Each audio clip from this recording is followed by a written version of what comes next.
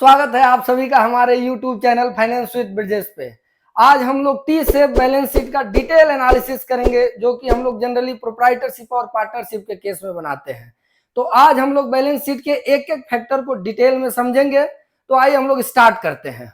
Balance sheet के asset side में हम देखते हैं कि फिक्स एसेट, करेंट एसेट और इन्वेस्टमेंट रहता है, और इसके अलावा मिसलेनियस एक्सपेंडिचर अगर रिसीवेबल है तो उसको भी हम लोग एसेट साइड में दिखाते हैं।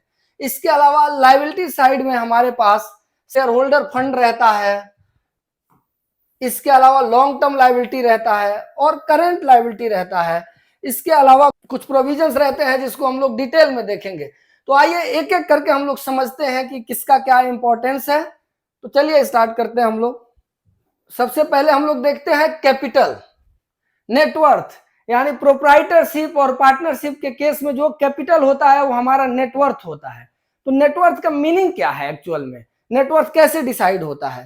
तो net worth means opening capital plus उस फाइनेंशियल ईयर का प्रॉफिट और minus drawing. Opening capital plus profit minus drawing, जो फिगर आता है वो हमारा नेटवर्थ होता है। अब नेटवर्थ का एक बिजनेस में इंपॉर्टेंस क्या है, तो इसको हम लोग देखते हैं। सबसे पहले आइए हम लोग समझ लेते हैं कि नेटवर्थ कैलकुलेट कैसे करेंगे हम लोग। एक एग्जांपल हम लोग देखते हैं। Opening capital, profit minus drawing. जैसे अगर हमारा ओपनिंग कैपिटल 5 है, प्रॉफिट 3 है और ड्रॉइंग 1 है, तो हम नेटवर्थ कैसे कैलकुलेट करेंगे? 5 प्लस 3 माइनस 1, जो फिगर आएगा 7, वो हमारा नेटवर्थ होगा। अब नेटवर्थ का इंपॉर्टेंस क्या है एक बिजनेस में? तो अगर किसी भी व्यवसाय में उसका अगर नेटवर्थ बढ़ रहा है, इसका मतलब उसका कैपिटल बढ़ रहा है। अगर नेटवर्थ घट रहा है, ये किसी भी बिजनेस के लिए निगेटिव साइन है। जैसा कि आप देखें, कैपिटल व्यवसाय में मालिक की वास्तविक हिस्सेदारी होती है। कैपिटल बढ़ रहा है तो प्रमोटर का स्ट्रेंथ बढ़ रहा है। कैपिटल घट रहा है तो अगर कैपिटल कम हो रहा है तो एक्सेस ड्रॉइंग है, जिससे कि बिजनेस में फ्यूचर में लॉस होने की संभावना है।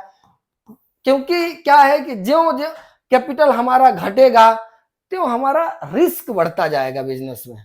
तो कैपिटल का घटना व्यवसाय के लिए अच्छी बात नहीं है। आइए हम लोग अगले टॉपिक को देखते हैं।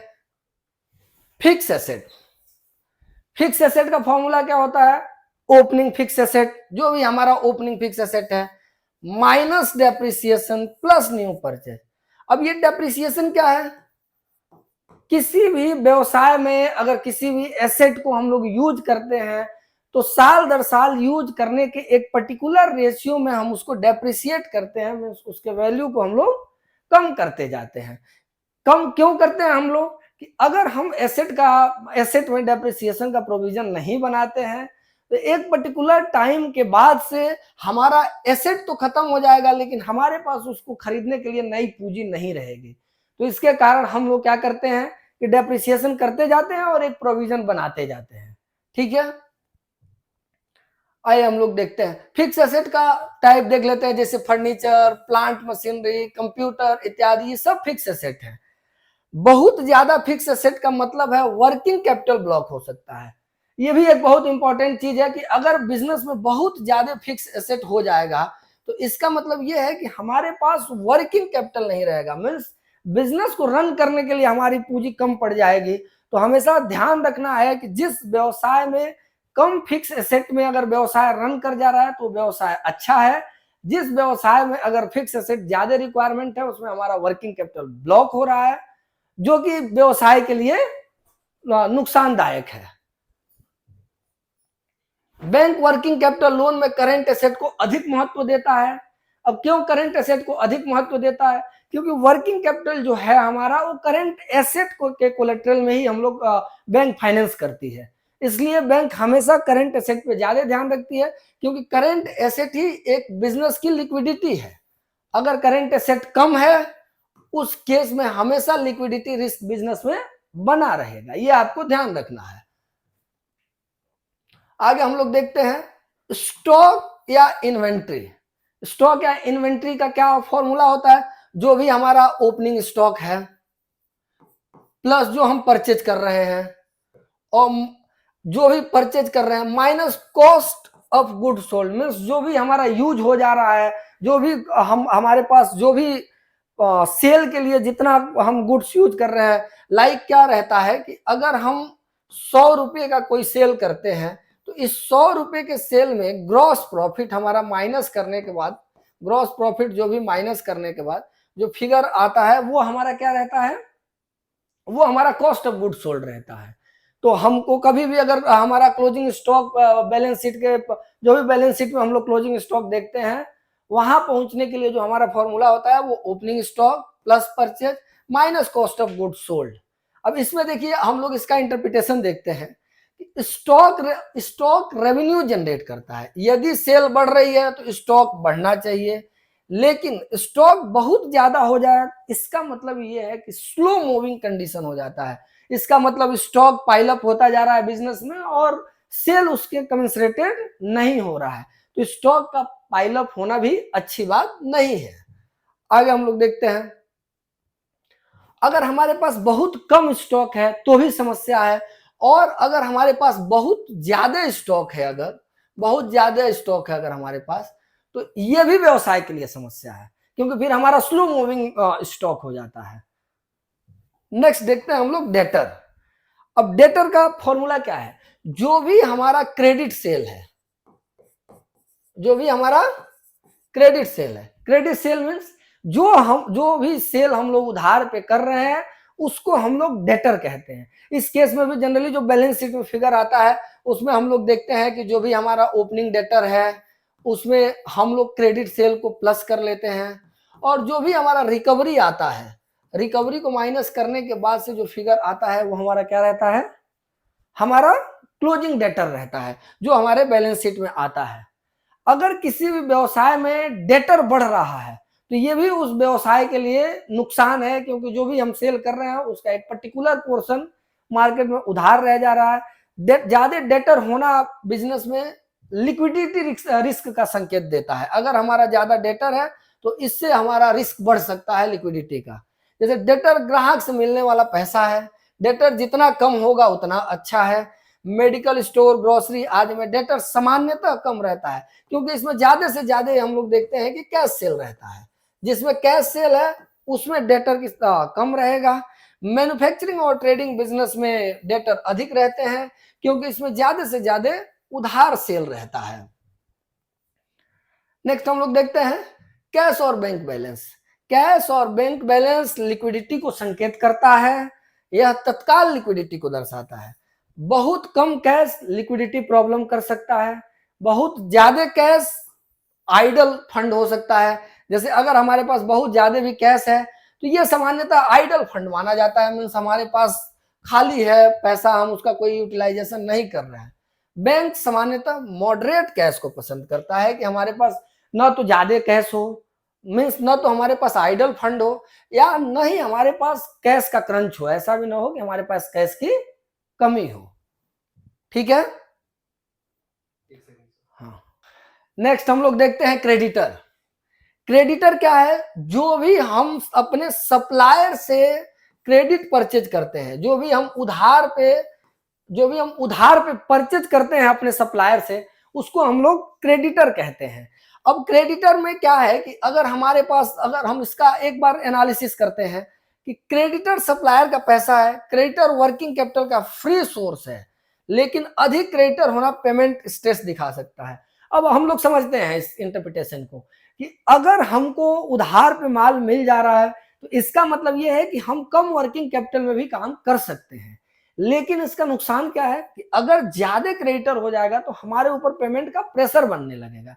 तो इसलिए बैंक के कंसर्न के हिसाब से न तो ज्यादा क्रेडिटर हो और ना ही कम क्रेडिटर हो, दोनों ही नुकसानदायक है। क्योंकि कम क्रेडिटर होगा तो इसका मतलब क्या है कि हमें वर्किंग कैपिटल का बहुत बेनिफिट नहीं मिल रहा है सप्लायर से, और अगर ज्यादा हो जा रहा है तो उसमें पेमेंट का स्ट्रेस बढ़ जाएगा। ठीक है, नेक्स्ट हम लोग देखते हैं कैश क्रेडिट लिमिट। इसको हम लोग वर्किंग कैपिटल लिमिट भी कहते हैं मोस्टली, जिसे बैंक में हम लोग सीसी कहते हैं वो यही कैश क्रेडिट लिमिट है। और कैश क्रेडिट लिमिट को हम लोग डिटेल में समझेंगे, क्योंकि कैश क्रेडिट लिमिट के लिए ही हम लोगों ने अभी करंट एसेट करंट लायबिलिटी का अभी हम लोगों ने डिस्कशन किया। अभी आगे हम लोग इसके रेशियोज के बारे में देखेंगे। तो हम लोग कैश क्रेडिट को समझते हैं एक बार, कैश क्रेडिट के इंटरप्रिटेशन को। यह बैंक का वर्किंग कैपिटल फाइनेंस है। यदि सीसी लिमिट बढ़ रहा है और सेल भी बढ़ रही है तो समस्या की बात नहीं है। मीन्स अगर हमारा सीसी लिमिट हम बढ़ा रहे हैं, उसके कमेंसरेटेड हमारा सेल भी बढ़ रहा है, तो ये अच्छी बात है और ये सामान्य बात है। लेकिन कुछ केस में क्या है कि हमारा सीसी लिमिट बढ़ रहा है लेकिन सेल ज्यों का त्यों है या सेल घट रहा है, तो ये नुकसानदायक है। तो ये हम लोगों को समझना है कि अगर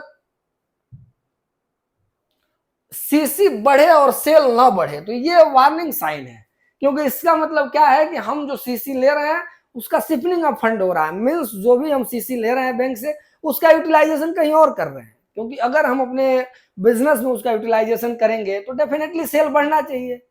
अगर सेल नहीं बढ़ रहा है इसका मतलब ये है कि हम उस फंड को कहीं और यूटिलाइज कर रहे हैं, तो ये बैंक के लिए वार्निंग सिग्नल है और इसमें बैंक को ध्यान रखना चाहिए।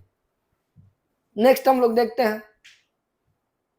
अब हम लोग एक बहुत ही इंपॉर्टेंट चीज डिस्कस करने जा रहे हैं, रेशियो एनालिसिस। मीन्स जब भी बैंक फाइनेंस करता है तो वो कुछ पर्टिकुलर रेशियोज देखता है और उस रेशियो का इंपॉर्टेंस क्या है, तो एक एक रेशियो को हम लोग डिटेल में समझेंगे और उसका इंपॉर्टेंस क्या है उसको भी हम लोग डिटेल में समझेंगे। तो सबसे पहले हम लोग देखते हैं करंट रेशियो। तो करंट रेशियो का फॉर्मूला क्या होता है, current asset upon current liability. अब इसको हम लोग इसका इंटरप्रिटेशन समझते हैं। Current asset divide by current liability. एक एग्जांपल देखते हैं। करंट एसेट हमारा 15 है, करंट लायबिलिटी हमारा 10 है, तो इसका मतलब हमारा current ratio 15 divide by 10 equals to 1.5। Interpretation देखते हैं। अगर ये रेशियो 1 से कम हो रहा है तो ये हमेशा ही बिजनेस के लिए वीक रेशियो है और बिजनेस में रिस्क है। अगर ये रेशियो 1 या 1.33 है तो ये एक्सेप्टेबल है। अगर 1.33 से 2 तक है तो गुड है। लेकिन अगर ये रेशियो 2 से ज्यादा जा रहा है तो ये भी नुकसानदायक है, क्योंकि हमारे पास फिर एक्सेस आइडल एसेट हो जा रहा है। मीन्स करंट एसेट जो है इसमें जो लिक्विडिटी है, अगर हमारा करंट रेशियो 2 से ज्यादा जा रहा है इसका मतलब ये है कि हमारे पास एक्सेस फंड आइडल हो जा रहा है। और इस केस में बैंक जनरली सीसी नहीं देती है, क्योंकि ऑलरेडी आपके पास आइडल फंड है तो आपको फंड की रिक्वायरमेंट नहीं है। तो ये ध्यान रखना है कि मोस्ट ऑफ द केस आपका जो रेशियो होना चाहिए वो 1 से 1.33 होना चाहिए। आइडियली ये एक्सेप्टेड रेशियो माना जाता है करंट रेशियो के केस में। ठीक है, अब नेक्स्ट रेशियो हम लोग देखते हैं।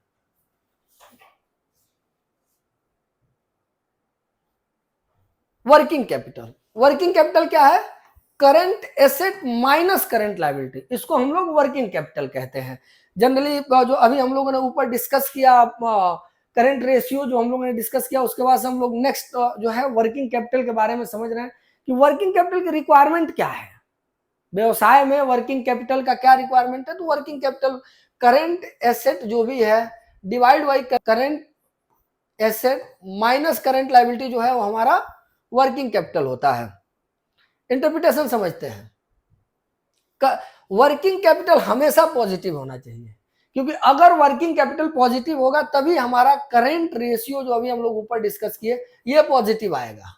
और करंट रेशियो का पॉजिटिव होना बहुत इंपॉर्टेंट है, लेकिन ध्यान रखना है कि वर्किंग कैपिटल बहुत ज्यादा भी नहीं होना चाहिए। जैसे निगेटिव वर्किंग कैपिटल बैंक के लिए रिस्की माना जाता है, लेकिन पॉजिटिव वर्किंग कैपिटल भी और बहुत ज्यादा हो जाए तो उस केस में क्या हो जाएगा, जो अभी हम लोगों ने ऊपर डिस्कस किया कि हमारे पास आइडल फंड बहुत ज्यादा हो जाएगा और आइडल फंड भी बिजनेस में होना नुकसानदायक है। ठीक है, नेक्स्ट हम लोग देखते हैं डेट इक्विटी रेशियो। यह भी बहुत इंपॉर्टेंट फॉर्मूला है कि total date upon net worth.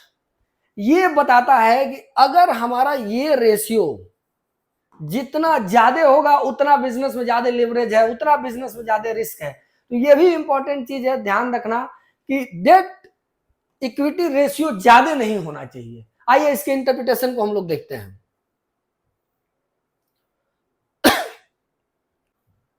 Debt equity ratio अगर 1 से कम है, एक्सीलेंट है।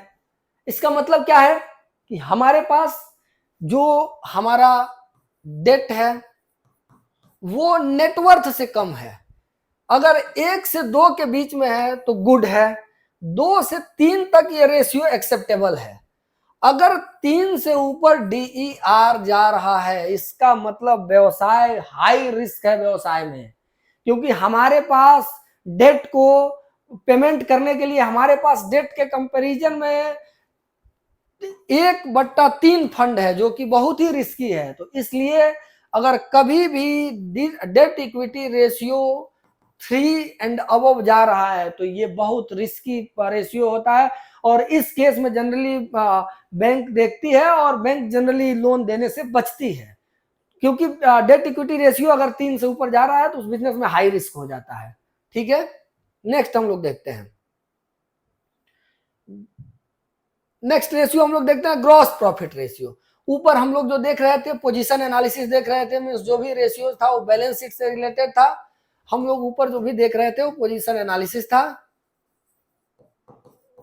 अब नीचे जो भी हम लोग डिस्कस कर रहे हैं ये प्रॉफिटेबिलिटी एनालिसिस है।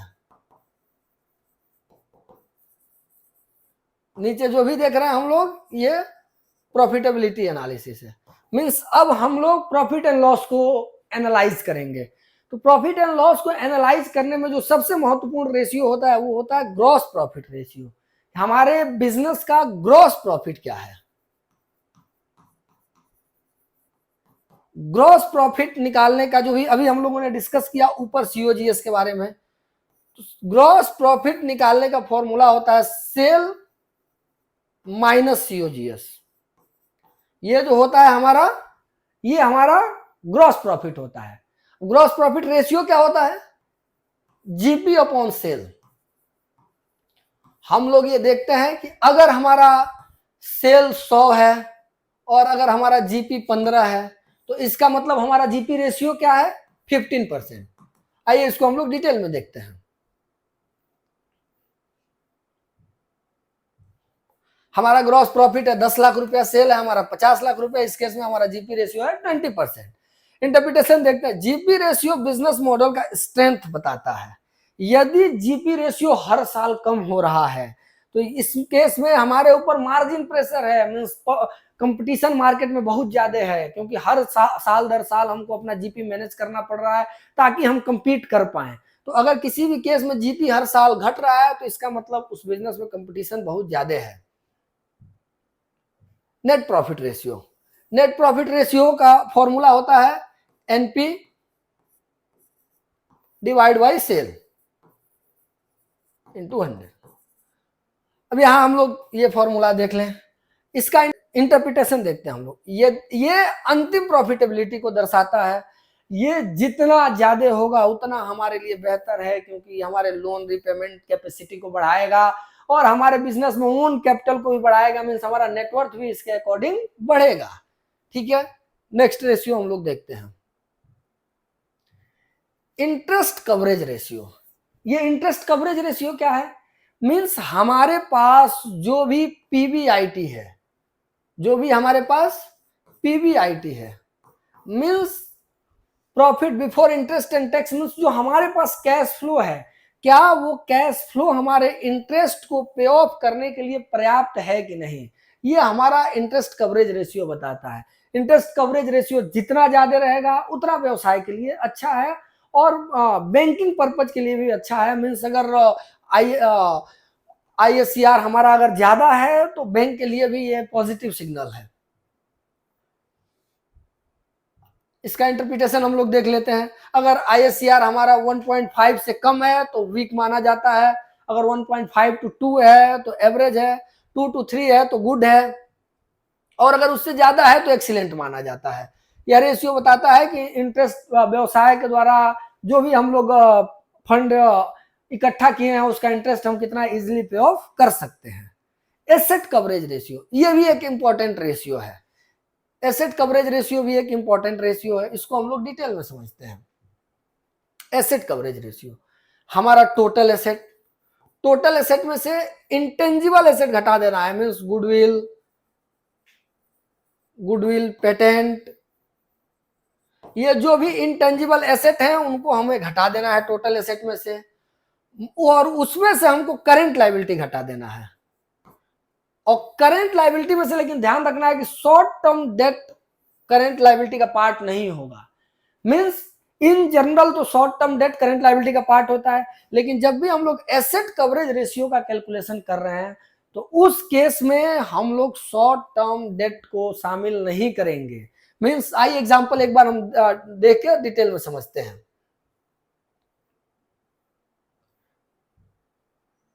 एक एग्जांपल ले लेते हैं, cash and cash equivalent asset side में 50 है, अकाउंट रिसीवेबल 30 है, प्रॉपर्टी प्लांट 100 है और इंटेंजिबल एसेट 20 है।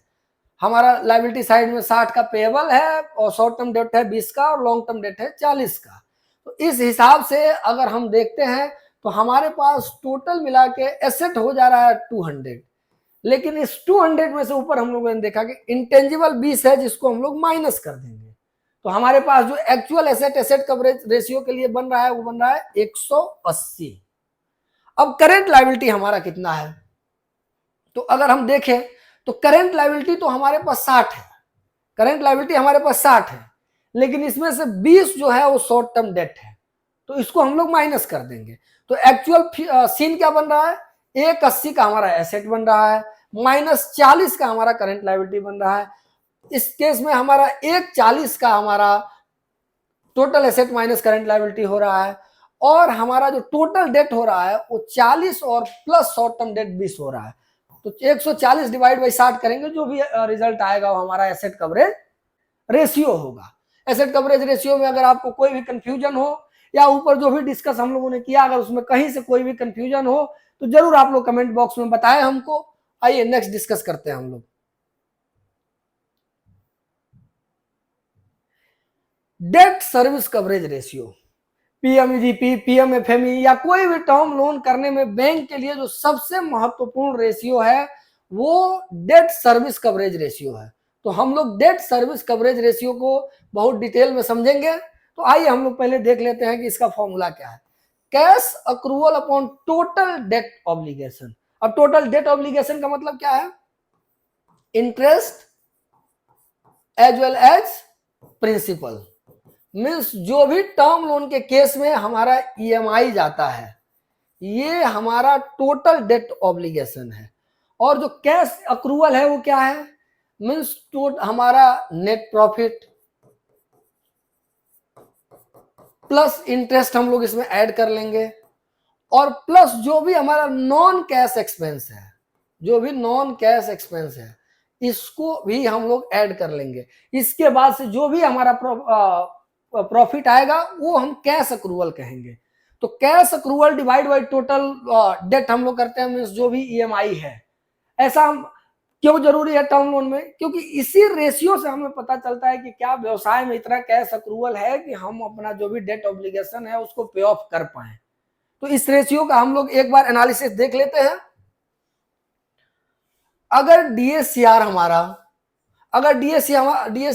1.25 से कम है तो उस केस में वीक है, 1.25 टू 1.5 है तो एक्सेप्टेबल है, अगर 1.5 टू 2 है तो गुड है, और 2 से ज्यादा है तो एक्सीलेंट है। मीन्स 2 से ज्यादा है इसका मतलब व्यवसाय में पर्याप्त फंड है जिससे कि हम अपने लोन का रिपेमेंट आसानी से कर सकते हैं।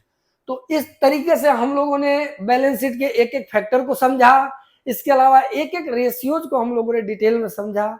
अगर इसमें किसी प्रकार का कोई भी कंफ्यूजन हो तो आप लोग कमेंट बॉक्स में जरूर बताएं, और अगर ये वीडियो पसंद आया हो तो वीडियो को लाइक करें, चैनल पे अगर नए हैं तो चैनल को सब्सक्राइब करें और बेल आइकन को दबाना ना भूलें ताकि कोई भी नया नोटिफिकेशन आपको मिलता रहे। Thank you.